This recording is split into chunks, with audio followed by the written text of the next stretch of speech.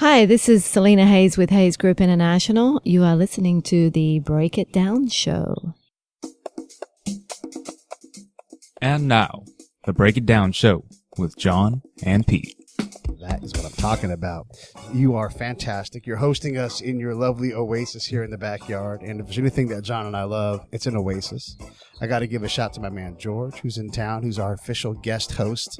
Whenever John and I aren't both here and George is around, he always steps in. So you should check out his podcast, which is about emergency management, over at CompleteEM.com. You can say hi, George. Hi, George. All right, there you go. So we have Selina. Why Selina is important is she's worked overseas in very complex environments, dealing with our State Department folks, USAID, military, trying to get us more capable at creating stability, to create prosperity for people that just have no hopes, no dreams. She works to try to correct these things, and her company, the Hayes Group, which she'll tell us about, works directly with those groups, trying to create this change that we struggle with so much, and we talk about on this show quite often. And you often hear me get frustrated, especially with the USAID and Department of State, because they are so challenged by these extremely hard problems. So welcome to the show. Tell us a little bit about Hayes Group. Okay, well, thank you for having me. Hayes Group really was created out of gaps. You've heard me refer to it as seams and Sure. between the seams. So I have come from an eclectic background, working and seeing what State Department, USAID, DOD, NGOs, other entities, other countries have been doing in these conflict zones. We've identified, really, Hayes Group is identifying those gaps. So I think all of those organizations have great intentions. It's just that sometimes there's a lack of coordination. Sometimes there's a lack of knowledge of what each one is doing. So at Hayes Group, we are about working in between those seams and bringing, melding those seams together to be more effective, especially for local communities. Yeah, I found that there's a disconnect between our policy desires and advancing and accomplishing those things, and then the tactical, on-the-ground things that you have to do.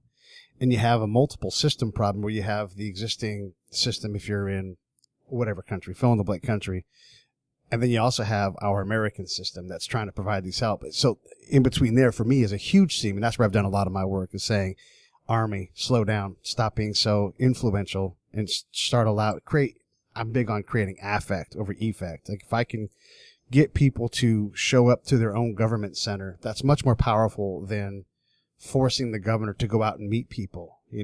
I want them to want to come there. Are those kind of some of the gaps that you guys do, or are you working in, because there's so many gaps and seams, what do you think your sweet spot is in terms of those things? Information's very powerful. So, we truly believe in doing cultural assessments, and Sure. Which, you've also been involved in. And, you bring up a really good point in that not only are there gaps between U.S. government, American, with the countries that we're working in, Mm-hmm. we create our own gaps. There's gaps between the COCOMs, for instance. I know we've talked about that, EUCOM, AFRICOM, Sure. CENTCOM. We can talk about the refugee problem where we have refugees coming out of Syria and the Levant area into Europe. You're crossing over two different COCOMs, and then you throw AFRICOM when you have refugees coming in from Libya. What our enemies do is take advantage of those seams. And we don't seem to be able to coordinate, well enough. That's where the gaps are created. So, we're about coming up with solutions in the security realm, using the information on the ground. So from the locals. We don't just read about it on Wikipedia or, look on a Twitter feed. Our team actually is on the ground, and we work in, I would say, not so easy places, but, the people that I have on my team seem to love those areas. So that's northern Nigeria, Democratic Republic of Congo, Somalia. We have we're looking at some opportunities in Ukraine, and then we've also looked at Syria. Yeah, these are some of the most challenging problem sets that exist. And let me back up one time real quick and say things like COCOMs, EUROCOM, AFRICOM, just put the word command and just think about there is a general who runs that command of some kind. Maybe it's an admiral. And they run the Africa command. They run the European command. And so as these things try to work together, realize that they are separate entities, although they're all military DoD. That's just for our listeners that don't know a lot of the lingo that Selina and I might throw around. Okay, so we're talking about Syrian refugees. We're talking about multiple commands that are trying to solve this problem. And a lot of people try to solve the problem from behind a desk. You and I both know, we both agree that you have to have folks on the ground. I was doing work right outside of Sadr City in Iraq, and we had a guy a couple levels above me who was writing a paper on Sadr City and Sadrists. And I'm like, would you like me to grab any information from you? Because I can literally talk to Sadrists tomorrow. Just tell me what your questions are. And he said, yeah, no thanks. I've got this. Like, no, you don't. You don't. You're reading stuff from what source are you reading it? I'm going to go have a dude talk to people. And if you deny that, so I've had commanders tell me, and I'm sure you've had the same thing happen. I've had commanders tell me, I don't need someone to tell me what I already know. I need the ground truth. 'Cause I know what to do with my resources. I can make changes. I can impress people to do things differently, but I've got to have real granular level truth so I can understand what my organization is doing. Working in those kind of spaces, though, does aggravate people because I find that I work in kind of a negative space where I present things. I'm like, this is what you're creating. This is what I'm observing. And I don't think this is what your outcome is intended to be. Do you find that you guys work in sort of a similar negative space where a lot of the things that you find in these scenes isn't what the organization wants to hear? The commander maybe does, but the organization struggles with it because it frankly it's bad news. Yeah, and I think also we've all got our own priorities. So what a priority might be for one of someone in the local community may be, and most probably is very different from the priorities of the U.S. government. Right. Priorities of private organizations that are operating in the same space. And it's okay to have different priorities. It's just how we all work together to, achieve the best results. I think, you touched on a point which, I think it's a nice segue, in talking about what's the secret sauce of Hayes Group. We are taking a very unique approach to some of these problem sets, and we look at networks that are unique, also not so unique, but one that I don't think that we've touched on enough, especially from the DoD aspect, and I like to refer to it as the other 50%. Oh, right. Right, which is women networks. Sure. I don't mean women issues. A lot of people get confused with, yes, women issues. I'm not talking about a period. Yes. That's like we all I'm glad you brought that up because I was going to go there and it always makes me uncomfortable. Right. There's two common threads I see with women around the world, and that is that we all tend to gossip in some capacity, and we also all have a period. Yeah. So there's some commonalities there. What I've seen in some of my work is engagement with the other 50%. And it's amazing how much information women have in these communities and how much real control that they have. If we're looking, throw some of our little keywords out here, phase zero and, gray zone. If you're only looking at one half of the population or reading one side of the book, I think not only are you ineffective, but it's also dangerous because you're not getting the full story from the community. Also, I'll say with women in these communities and in conflict zones of where we work in, we're the first ones to die, be raped, kids are taken away from us. Be abandoned. Yeah. So, pick any one of those things. But, we're the last ones at the solution table. Right. And so I often say, how about asking some of these women, what their solution would be? And I think you may be surprised.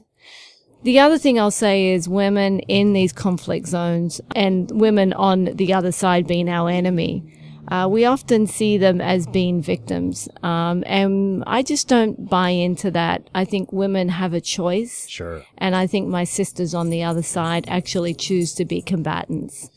Yeah, and they don't have to necessarily be the quote-unquote traditional enemy. They might be just the enemy because they're ignored. You give them a voice, and they have a lot of influence. I've worked, and I'm passionate, and we've discussed this. I'm passionate about this end of it and getting it right because it is so critical. We often come in with packaged, pre-thought-out American solutions that are clearly not possible. It's great intention, very educated people, but you can't go in and flip on a switch and say, now females are educated here. From my point of view, what I've done is take that goal, that policy, and work on the individual tactical steps. So one of the things I'm going to do, and we wrote a paper, my research partner, Richard Leday, and I wrote a paper on female empowerment in conflict zones. And you have to start with one, the commander, the U.S. commander, the DOD person, the DOS person on the ground has to work against their normal cultural requirements to allow these things to happen. So you have to address that person. You also have to address the family or tribal leaders and find out where you can actually do this work within their norm. Because if you just come in and destroy their norm, you create more conflict. So you find leaders that are like, yeah, I would like you to engage our women. Here's the appropriate way to do it. Here are the things that we think are important. And now you have a conversation. And now you have a legitimate entry where you're allowing the male leaders they are the government in so many places where there's conflict. They represent decisions and court rulings. If you undermine their importance, you will not have their support. And that's dangerous the minute we leave that village and those women are left behind to deal with the problem that we've created and we have no idea about. So we have to engage those men to find where we can legitimately do work. And then that's where the work starts, and you can expand it out. And then also, obviously, talk to the women and find out those key things. What is important? What are the things that we should be doing? What are the sweet spots? Does that follow with what you've seen? And it's okay to push back if you've seen something different because we've been in different areas and everything. But I think that part of it, and we've engaged with the male side of the house in Iraq and Afghanistan. One of the things that I think in our approach, and again, we all talk phase zero and, right, left of crisis. Often, we're really not thinking long term. We've been reactive in some of our approaches and say, we're not going to put you in danger. And this I say to my military folks that I know, you guys do a great job of knocking down a door. I mean, you can kick down a door like nobody's business. I could probably try and kick down a door, but it's going to mess up my high heels.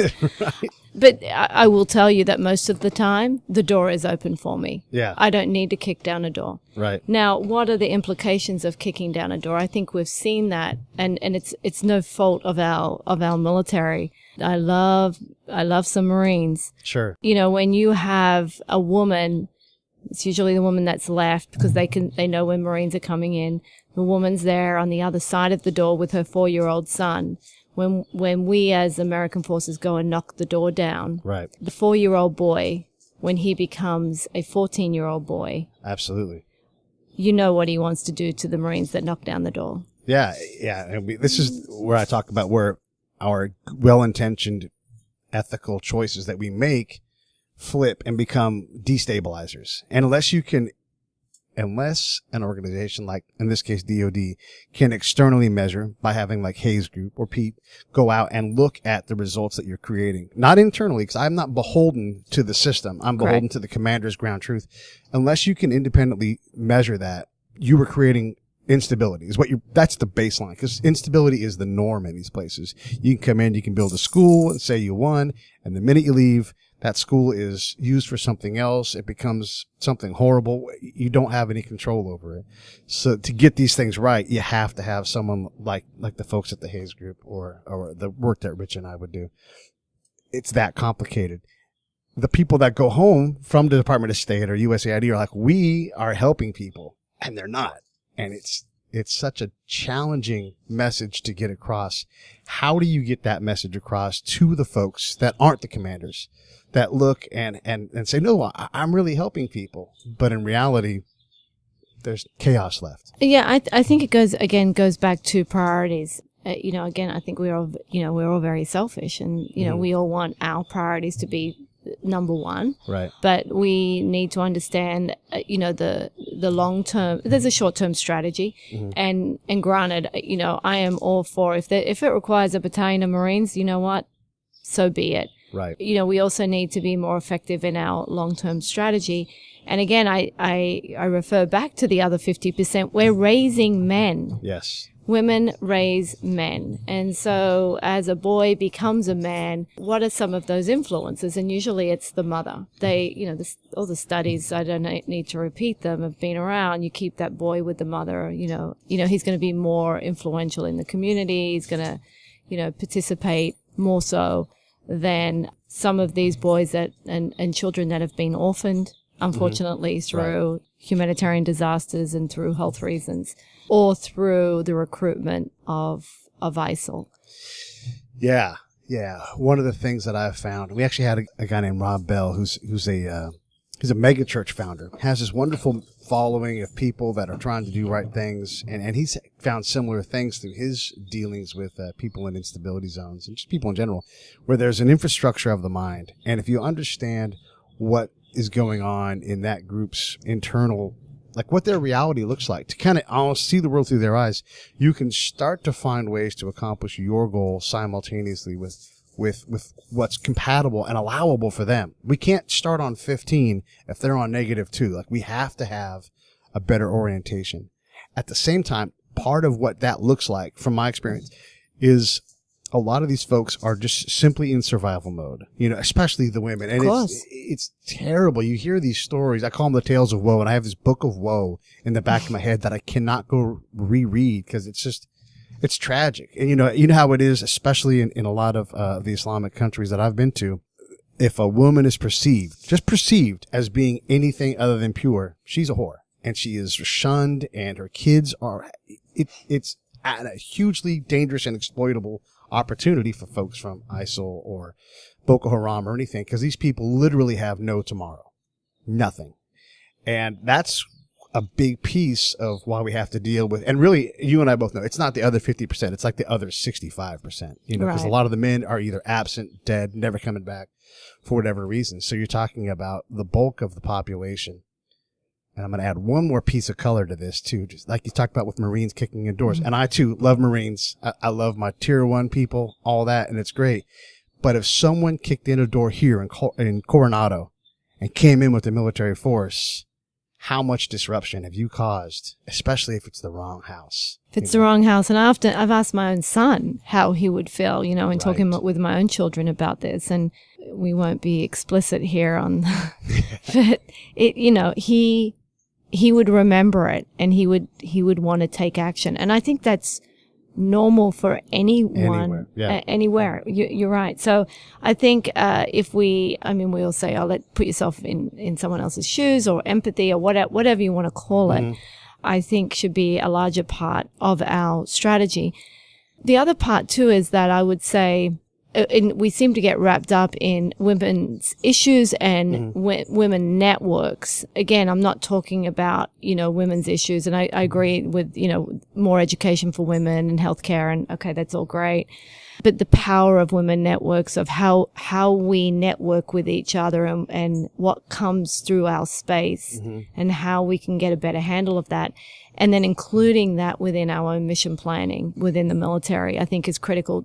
Get more women, not necessarily in Kevlar, because we're not about dressing women up to look like a guy. Right. Yes, you're big on this. Right. Right. Yeah. Be feminine. Right. Right. I do not look good in camis. They just don't fit that real well for me. And, you know, and I've got to do some high heels. So, but it's embracing actually what makes us different and what we can actually bring to the table and make mission planning more effective.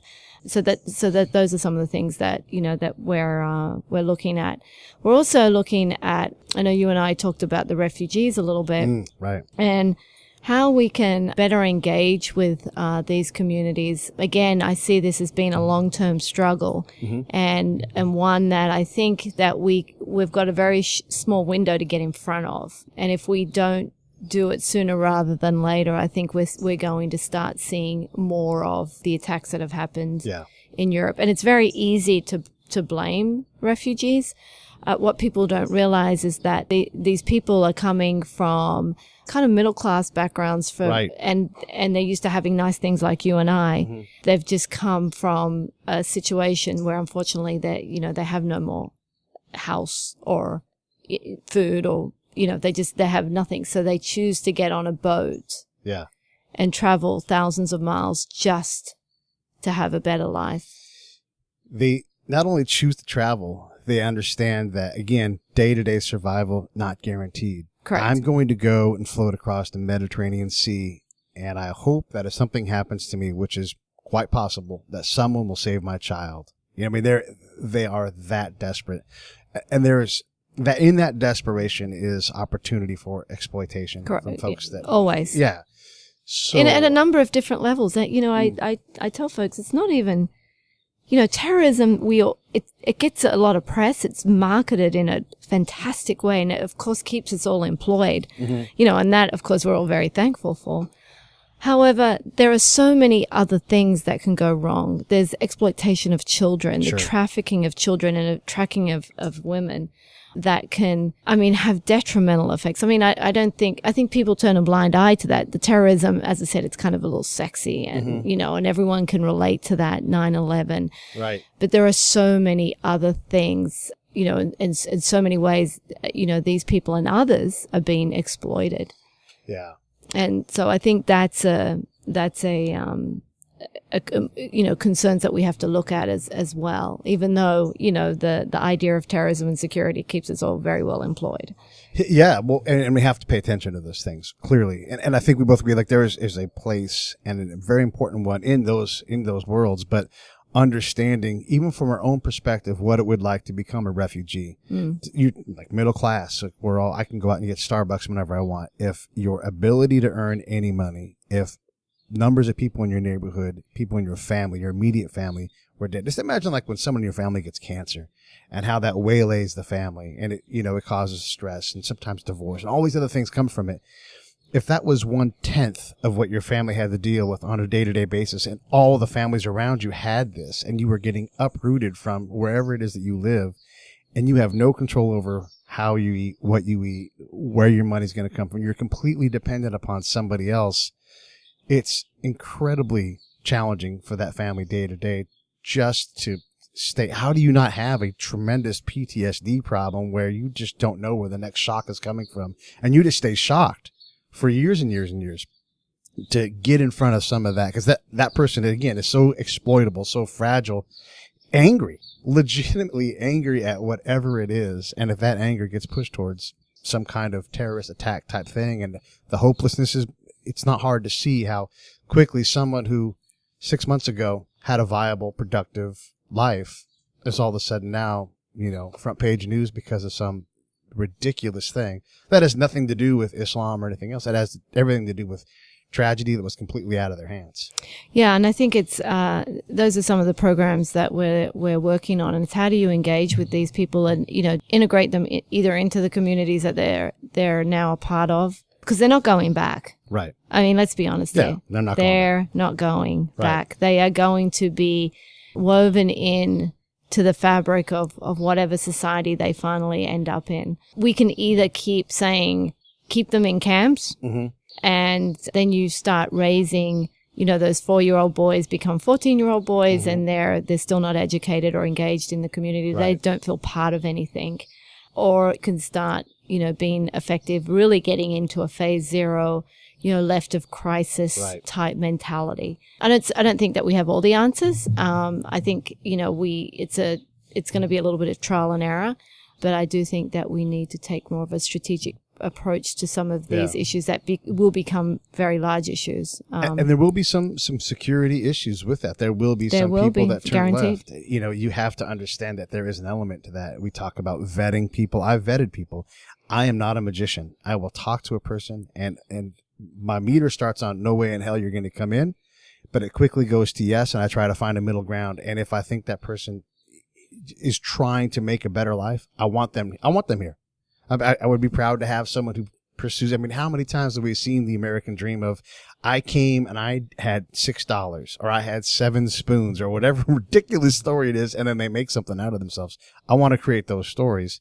But again, I'm not a magician. Right. So I can vet all I want. Some people are going to come by and they're going to be, a lot of them are going to be extra legal. These are not, like I said, solutions to a big problem that work perfectly. There will be people that have to work outside of the law or against the law to survive. And it takes a long time to solve these problems, but they are not going back to Syria. They are not going back to whatever village has been destroyed or anything. They have to create new lives. And again, you have to look at perspective of, if I had to create a new life from nothing, with nothing, what would you do? You know, and how angry would you be and how scared would you be? It's an exceptionally challenging thing. It's so getting all of that and wrapping all that up and putting a bow on it.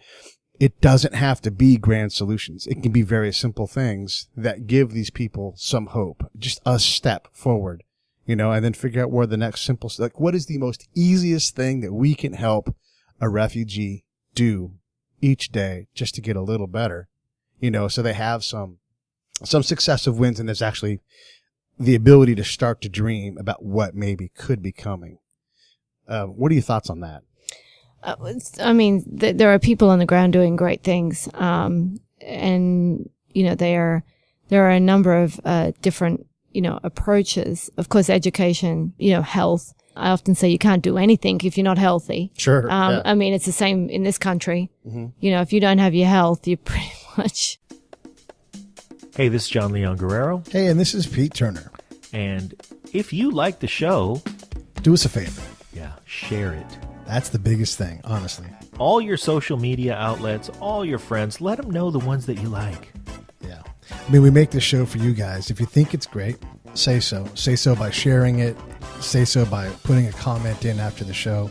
Also, if you go to iTunes or Stitcher or wherever you listen to podcasts, give us a rating. Give us a review. If you think the show is great, please give us 5 stars and say so. And if you think the show really sucks, please give us 5 stars and say so. Because, heck, we're listening. That's right. You can't be more approachable than us. We want to make the show better. If there's something that we're missing, let us know. That really is how you help us. That's right. Tell us all about it. Thanks for listening. And now back to the show. Yeah. You know, that'll stop everything. So, you know, healthcare, of course, you know, you have to eat. You need all your basics. There's some human dignity elements. Again, talking with the other 50%, I call it the power of lipstick. It's amazing how, you know, most women that I've met traveling around the world, and most women enjoy dressing up. We enjoy some type of adornment. It's just who we are. It's what makes us unique. Sometimes it's just a little bit of makeup that can make the world of difference in someone's life. Sometimes it's just feeling normal for an hour, and how that, you know, brushing your hair, right? How that then carries over to your children, and how your children then, you know, see you. I think can really make, you know, people laugh at me, you know, lipstick. I'm like, really? Lipstick? And there's the story of World War II when the British soldiers went into the concentration camps, and they went in with a whole bunch of different items, and I think there was like boxes of lipstick. So they handed them out to, you know, to the Jewish women. Unfortunately, some of those women did not survive, and they found the corpses with red lipstick on. Right. It's very moving. It is a great lesson, and it's one of my favorite. And I'm getting a little emotional just thinking about it, because it is we want to go out in our day-to-day lives, and my grandma used to say, I need to put my face on, doll. You know, like she wasn't going to, and she's a grandma, like, you know, she's not hitting on men. It's just, that was part of her going out. She, you know, in the house, she might have on something totally different, but when we go outside, she wanted to be presentable, you know. Every person wants something like that, where like, this is who I am. I'm not going to go out without my hair brushed.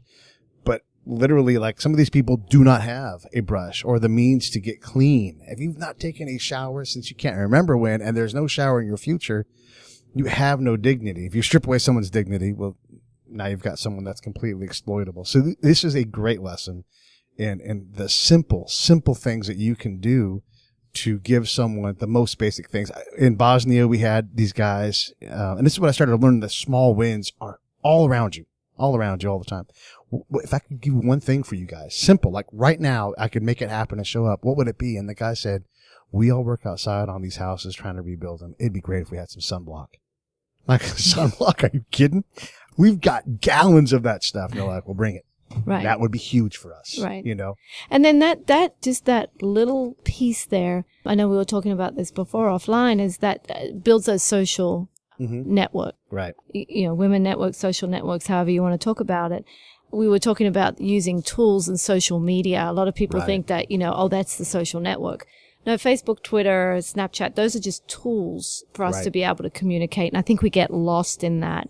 I think we need to look more at those social networks and how we can build those social networks and be more effective within those social networks. I know our enemy does quite well with that. Yeah. Right. So it's it's really the social networks that have more power than the social media tools. Now that they're great tools.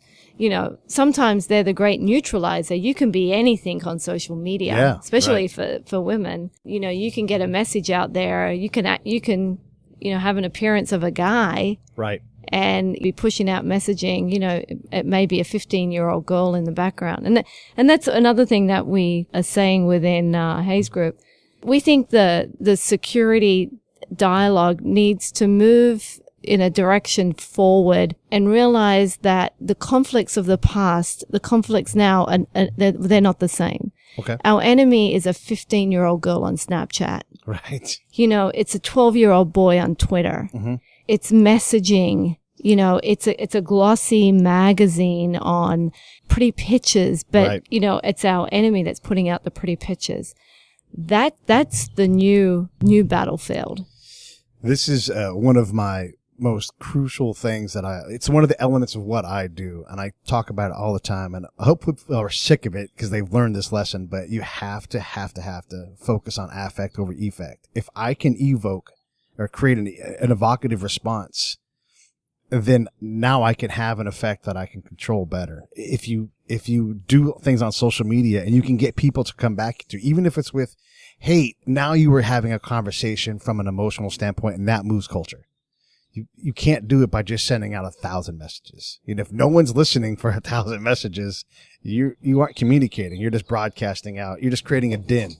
I'm really big on affect over effect. Not that you can't focus on effect, but you can think you're winning the game, like we talked about earlier, because all of these metrics have been achieved. But in reality, no one's listened. No one's moved. You know, so when I bring sunscreen out, I'm not going to hand it to the Bosniak that's there.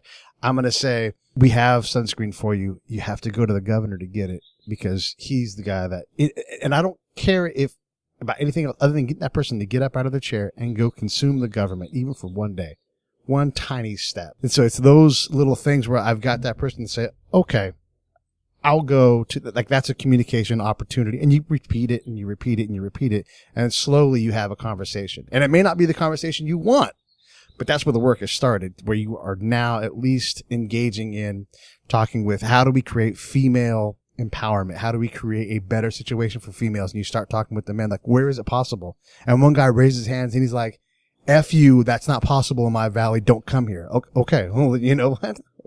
You can wait. Because the other guy's like, I want your help. I want my daughter to be an astronaut.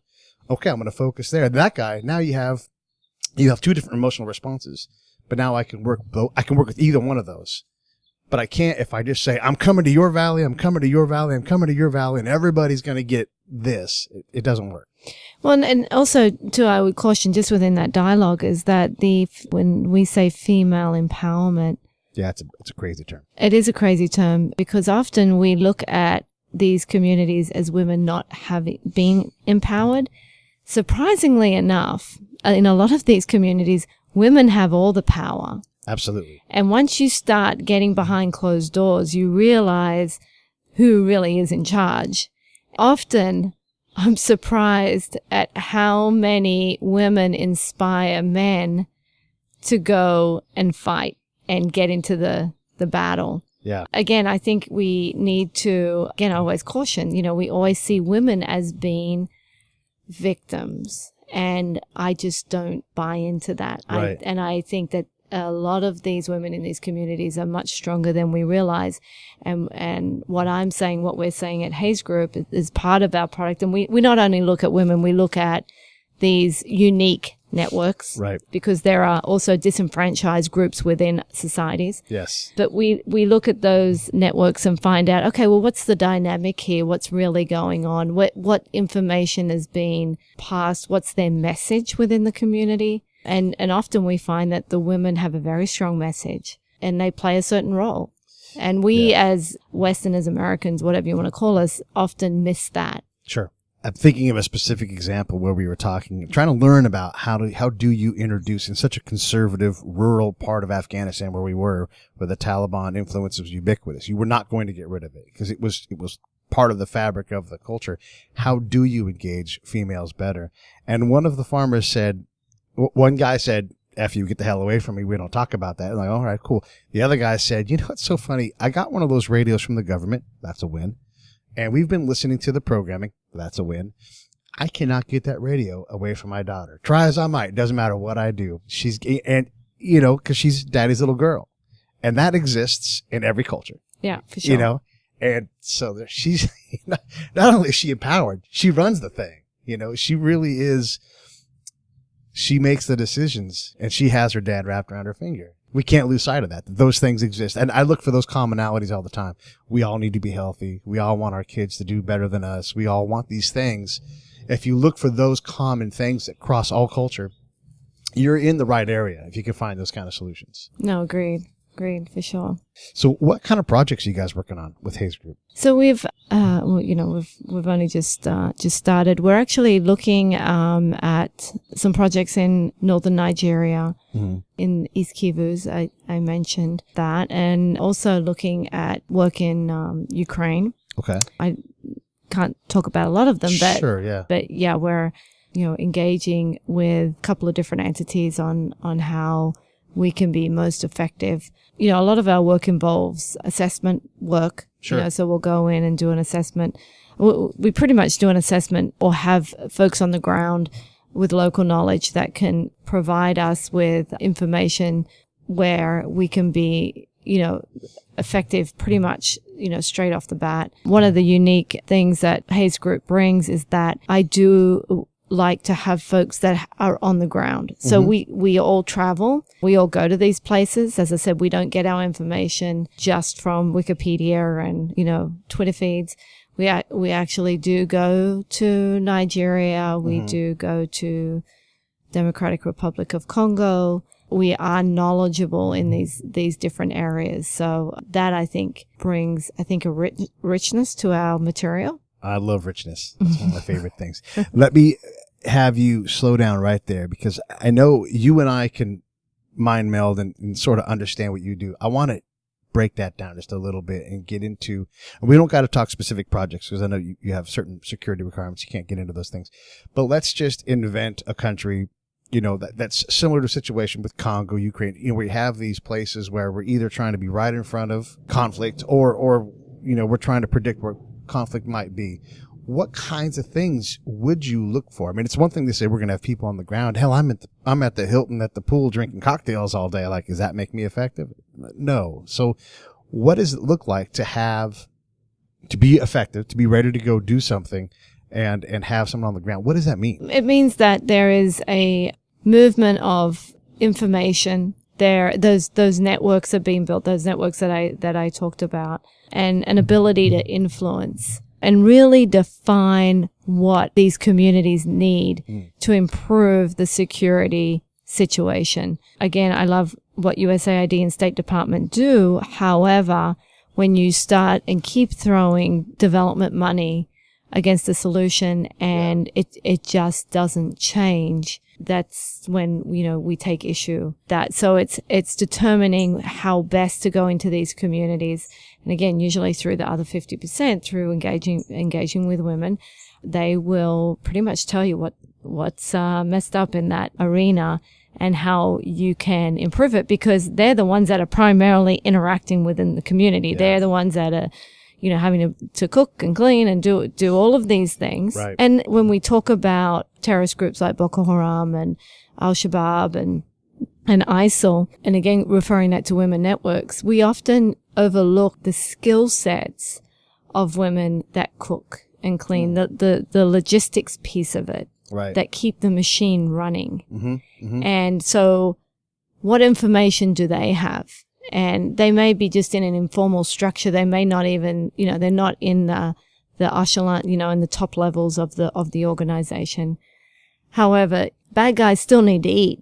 And I will tell you, and they still need to have their clothes cleaned. My experience, as a rule, those invisible women are the absolute best spies. They know everything because there's commanders planning the next thing, and they are going to have lunch at some point, and there's absolutely a woman there somewhere involved, and in that mix where understanding that she's part of a communication network that literally is invisible. Some of the best reports I've written were about things that were 100% invisible to the command. And someone like that who can be in that room and be disregarded by her own people has incredible information. And we can talk, we saw it with the IRA. We saw right how the mothers, their sons, that were going out for the cause, whatever side you're on, you don't have to pick a side, but you can still see how influential those mothers were. Sure, yeah. In either protecting their sons, feeding their sons, keeping them clothed, providing a safe haven.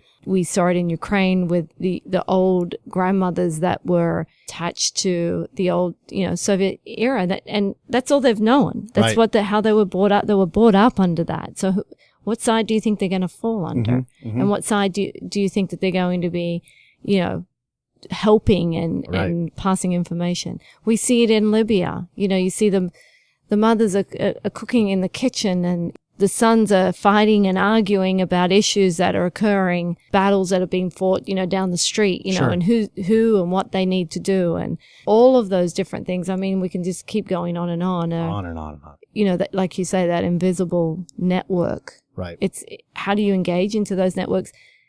And then how do you influence through those networks? That really is the next element that you have to get into, is how do you leverage these things? And not specifically to our advantage, to our strategic goal. Okay. But sometimes the right message is not something that we just set. Like, I can't go in, if I'm in a threat-based job and I'm looking for harm, I can't just go into villages and say, where are the bombs? Who are the bad guys? You can't do that. You got to create this network, then start to make the network work and get information through it.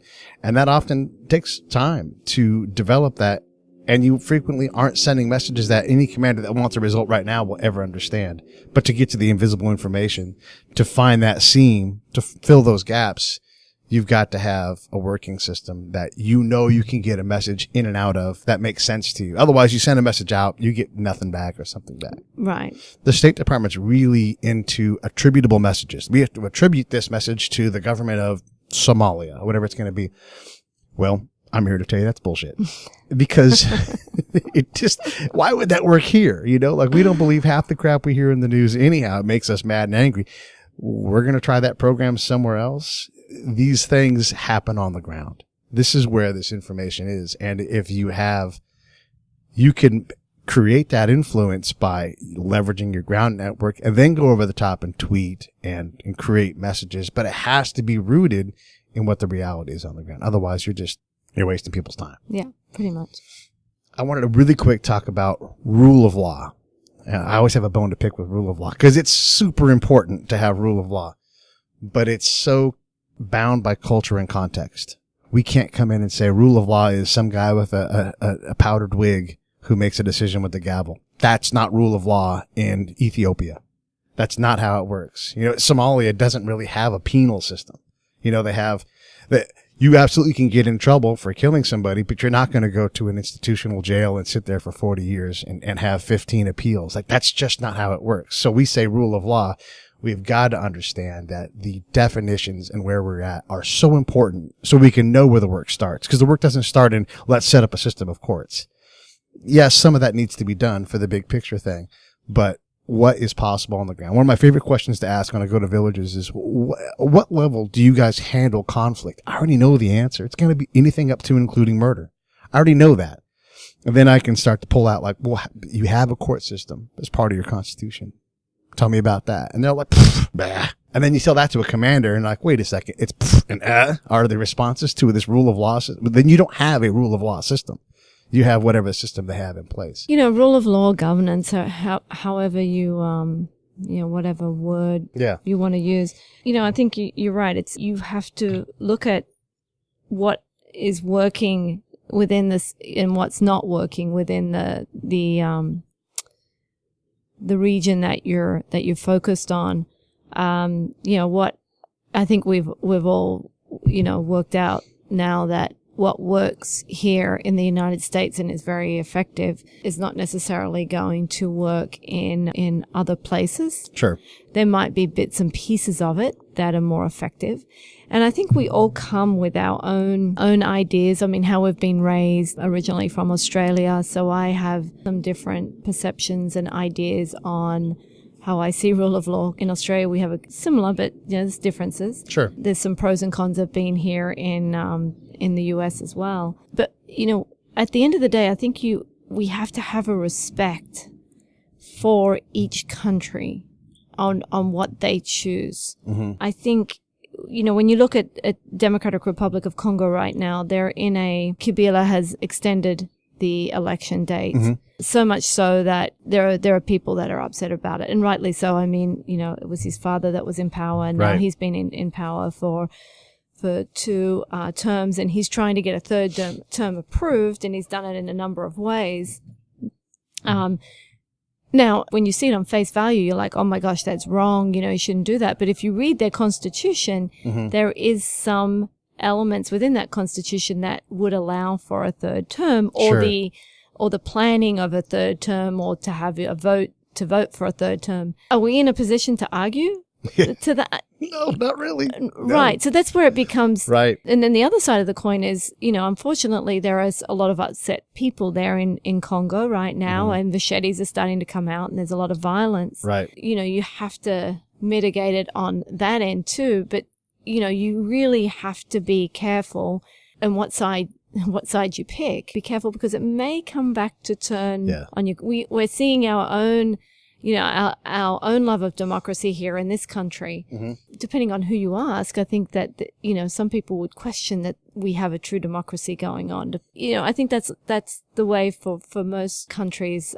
that I work in. I think you really have to know what you're talking about, know the country, know their story. I'm a big one on history. Yeah, right. Know their story, make some decisions from there. And usually, again, if you start at the local granular level and, mm-hmm. and build your way up, you have people buy in to the system that they create themselves, which I think is key when they own it. Yes. I think that's when you're more effective. And at the granular level, that really is where the work starts. How do we get people to create buy-in here? That's the first question I want to ask. And when I point at the government center, I said, what happens in that building? And the guy says, I don't know. Like, but you're a quarter mile from that building right there with the flag. What's that flag mean? I don't know. Like, okay, come on. Quit putting me on. And the guy's like, all right, I'll tell you what. That guy, Ronnie, or whatever his name is, Ronnie, that guy, he bought a sheep from me and never paid me for it. That guy owes me money. Well, that's where the work starts right there. We now have a bill to pay, figuratively and literally, to that village to create some kind of impact.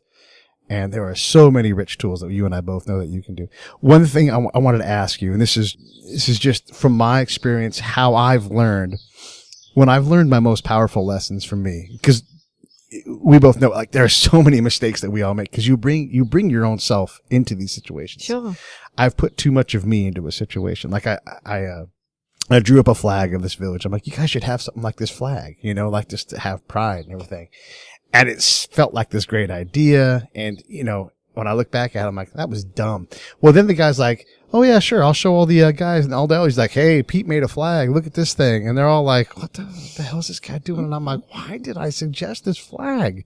Like, that's none of my business, like, it's so easy to fall into these traps where you're like, I'm going to solve this problem. Like that thing is, I don't try to solve the problem. I try to identify it. And then I say to the governor, well, how do we deal with this? How do I get elders to come here and not bring you complaints, but bring you problems that you guys can work on? Those are the kind of things that I can put myself into is, okay, how do we get to this point, Governor? And then work from there, not put myself in. Do you find that that's the mistake you make, maybe? Or what kind of, I don't want to put you in a situation where you're talking negatively about yourself, but when you learn your greatest lessons. I've got plenty of that. Because you've been overseas. We could do a whole nother show on that. Right. There was one that I can think of. So I was involved with a medical mission in northern Nigeria. So these doctors were going to be in the area, and there was a marketing, radio programs, the American doctors are coming, no, Nigerian American. This is quite some news, right, and free medical, and you've had people traveling for days. And I mean thousands of people traveling for days to get to one of these clinics. And we all know that we don't have a capacity to see that many people. Right. So you're going to disappoint somebody. Yes. Understanding that the mission, it was all donated, it was all based on people's hearts giving, it was all wonderful. But to the people that have traveled 3 days and their child has maybe died of meningitis on the way, right, and they're not able to see a doctor. I remember we turned up and there was a young boy, a 10-year-old boy that died right there of meningitis. If you don't see that child, that parent, that mother or father is going to remember that for the rest of their lives as the American doctors came and they did not see me. No one's fault per se, but the perception is there. So how then are we have to be more effective in our messaging. And just that was just one medical mission. Mm-hmm. Again, everyone's intentions were great. Right, of course. Yeah. But the messaging was wrong. There was also, I remember on the same mission, the folks at the hospital that worked at the hospital, of course, let their family members know about these services, and they were able to turn up. Right. Or get in front of the line.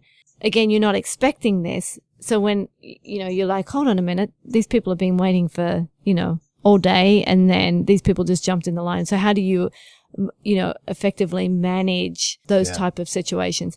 If you're not aware of it, and then you're caught off guard. I mean, it's just becoming aware of those different things before you go in. So it's a little bit of pre-assessment and determining how best to deliver your message, your care, or whatever it is, because you are going to disappoint somebody. And just to try to add the clarity to that for the listener, because again, you and I can vibe this and we can feel it, we get it.